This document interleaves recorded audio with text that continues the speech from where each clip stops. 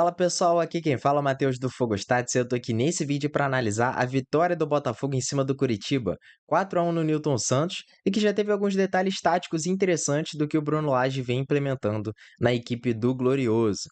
Mas antes de eu falar sobre esse assunto, eu queria pedir para você se inscrever aqui no canal, ativar o sininho de notificações e deixar o like no vídeo, assim o YouTube vai entender que você está curtindo o meu conteúdo e vai recomendar para mais botafoguenses.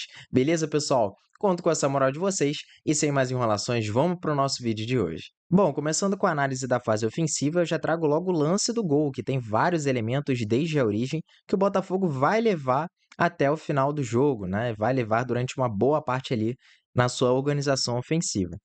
E esse lance já começa com o de Plácido ali tentando uma jogada individual, perde a bola e já faz aquele perde e pressiona rápido, né? Ocasionando nessa rifada de bola do Henrique, o zagueiro do Coxa. E aí o Botafogo recupera, então muito importante também ganhar essas bolas aí que são rifadas para que o Coxa não tenha, não consiga respirar para sair, e isso obviamente deu resultado porque saiu o gol. Então, preste atenção inclusive em quantas vezes o Botafogo recupera a posse depois de tentar uma infiltração ou acabar perdendo a bola para o Coxa. E aí, algo interessante também de levar em consideração nesse lance, o posicionamento do Marçal junto da linha defensiva, junto da dupla de zaga, na verdade. O de Plácido ficou sendo um lateral muito mais projetado, muito mais próximo da linha lateral. Já o Marçal foi um lateral que ficava um pouco mais por dentro, explorava esse setor de dentro, né? Ficava mais próximo da linha defensiva e também dos volantes do Botafogo auxiliando na construção. Então não é à toa que ele foi o segundo jogador do Botafogo com mais passes certos na partida, né? Porque foi aquele lateral mais construtor. Porque quem dava amplitude pelo lado esquerdo era o Vitor Sá. Pelo lado direito, aí foi muito mais na conta do de Plácido. Então, funções diferentes entre os nossos laterais. E aí o Tiquinho já fazendo aquela movimentação que ele gosta, né, de sair da referência. Olha quem vai chegando lá do lado direito, inclusive vai levantar a mão, o Eduardo, né, mostrando que está na referência agora. E aí o que eu falei para vocês, né, o Marçal já fica um pouquinho mais atrás e quem fica mais pelo lado do campo é o Vitor Sá para explorar esse 1 contra o Natanael, que foi extremamente importante para a gente na partida. Dessa vez o Botafogo recua, o Marlon Freitas se aproxima, então, se a gente olhar também agora, é uma coisa que aconteceu durante o jogo todo, que foi o Marlon Freitas recuando um pouquinho mais para receber dos zagueiros e poder acionar na bola longa, né? E aí ele aproveita aquele posicionamento que eu falei para vocês, do de Plácido bem aberto, né? E o de Plácido já tenta o cruzamento, o Tiquinho acaba falhando ali e mais uma vez o Botafogo recupera a posse. Tietchan já deixa com o Vitor Sá, e aí o Vitor Sá já busca 1 contra o Natanael. O Eduardo sofre o pênalti. Agora, olha quantos jogadores o Botafogo posiciona na frente da grande área para recuperar, para ganhar essa segunda bola. Então, o Marlon Freitas ele ganha, tenta a finalização, ela sobra para o Gustavo Sauer e ele já emenda nessa linda finalização. Então, esse primeiro gol do Botafogo, desde a origem da jogada, né, mais de um minuto ali do Botafogo tentando atacar, foi muito interessante, mostrou vários elementos ali que o Bruno Lage pediu para a equipe repetiu durante o resto da partida. E a gente vai ver justamente isso nos lances seguintes. E agora, já com a partida empatada, né, não tivemos tantos lances assim de fase ofensiva até o empate, e acho que esse é o mais significativo, assim, que dá para mostrar as estruturas bem posicionadas. Já temos a saída de bola aqui com o Marlon Freitas e acontece o que eu falei para vocês, do Marçal participando ali na construção, enquanto o de Plácido, ó, olha lá o de Plácido, já está depois da linha do meio de campo, ele já vai subir muito mais e participar numa linha mais à frente. Então o Marçal muitas vezes se encontrava ali próximo do Cuesta na construção ou até próximo dessa linha de meio-campistas do Botafogo. E aí o Marçal continua a organização e o que eu falei para vocês, jogadores posicionados no entrelinhas. Isso era muito importante para quebrar esse 4-1 do Coritiba. Então, o Gustavo Sauer, que inicialmente era um ponta num 4-4-2, né, compondo esse lado do campo, com bola, ele virava mais um meia, virava um jogador ali para auxiliar o Eduardo no entrelinhas, fazendo amplitude, buscando aquela largura máxima, o de Plácido aberto lá no lado direito e aqui no lado esquerdo, o Vitor Sá. E aí o Marçal acaba não fazendo a progressão ainda da jogada, né? Na verdade, ele busca o Vitor Sá e o Vitor Sá que recua, e aí o Botafogo busca espaço. E aí acontece uma variação, né? O Tietchan vem receber mais aqui atrás, então Tietchan e Marlon Freitas até podiam variar nisso, mas na maioria das vezes quem voltava mesmo era o Marlon Freitas. E aí, sempre buscando apoios pelos lados, né? Os jogadores, tanto Vitor Sá quanto de Plácido, se aproximando ali para tentar fazer essa progressão. E aí acontece justamente isso. O Marçal acha o Vitor Sá consegue ter tempo para girar e acaba sofrendo a falta ali do Natanael. E isso foi o que condicionou um pouco a partida. Esse cartão amarelo recebido pelo Natanael é o que vai fazer com que ele fique mais inseguro, inclusive faz com que o técnico do Curitiba o substitua no segundo tempo. E já na reta final do primeiro tempo, o Botafogo mostra como é uma equipe fatal. Já tinha feito 2-1, já tinha desempatado o jogo e tinha uma inferioridade numérica na construção desse ataque, claramente, né? Só temos 3 jogadores no campo de ataque, enquanto Curitiba vai colocar 5 ali. Mas isso, obviamente, não é um empecilho para o Botafogo, como mostra o Vitor Sá. O Eduardo vai dar a bola nele e ele vai buscar aquele 1 contra 1 que eu falei para vocês, e com o Natanael amarelado. Então ele sabe que não pode dar mole no bote, né? Porque senão vai acarretar numa expulsão. O Vitor Sá já vence no primeiro duelo direto. O Andrei achou que uma presença dele seria o suficiente para bloquear essa passagem do Vitor Sá, mas o Vitor Sá mesmo assim dribla o Natanael. O Andrei não consegue chegar a tempo, né? E acha o Gustavo Sauer vindo ali na referência. E é algo que aconteceu tanto no quarto gol quanto nesse terceiro gol.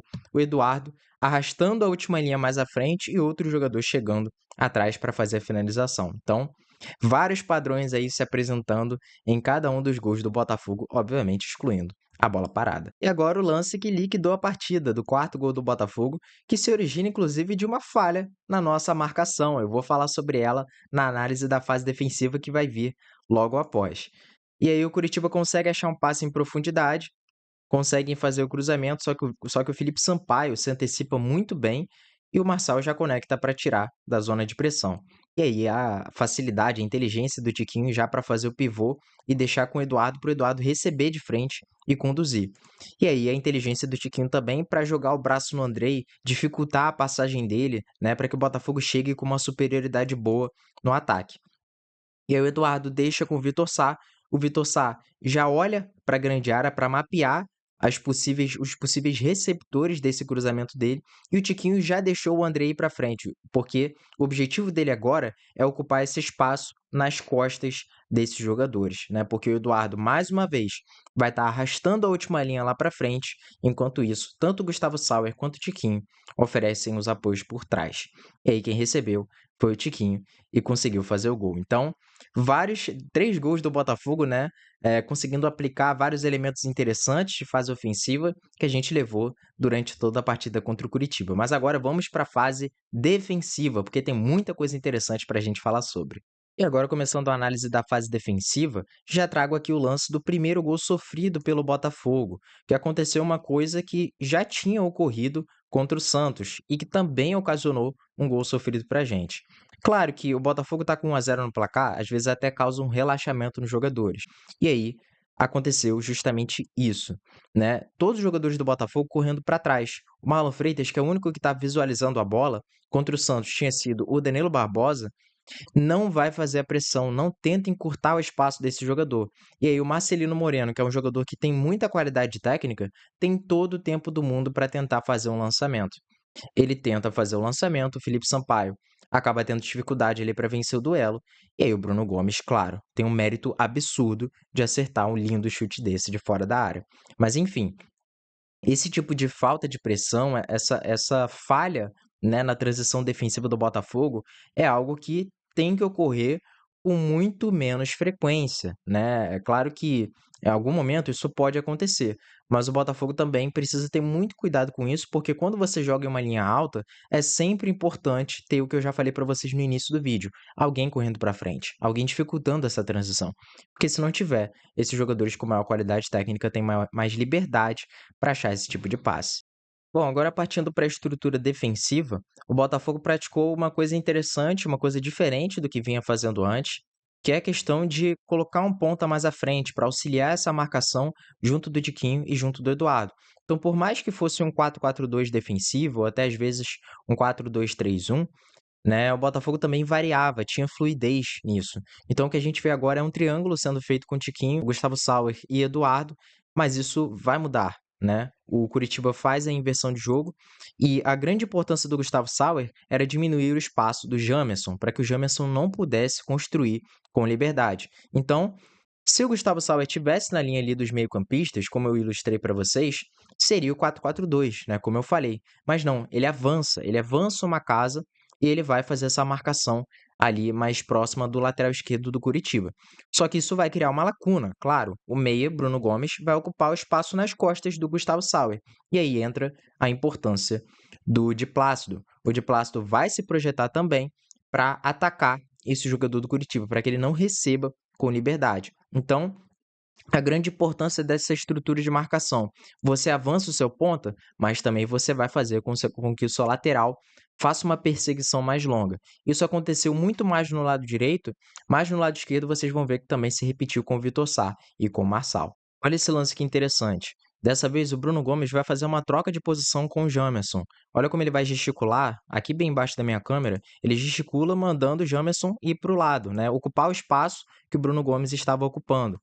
E aí o Gustavo Sauer não vai lá fazer aquela marcação mais individualizada no Bruno Gomes, né, ele fica. E aí o Curitiba vai construir pelo lado direito.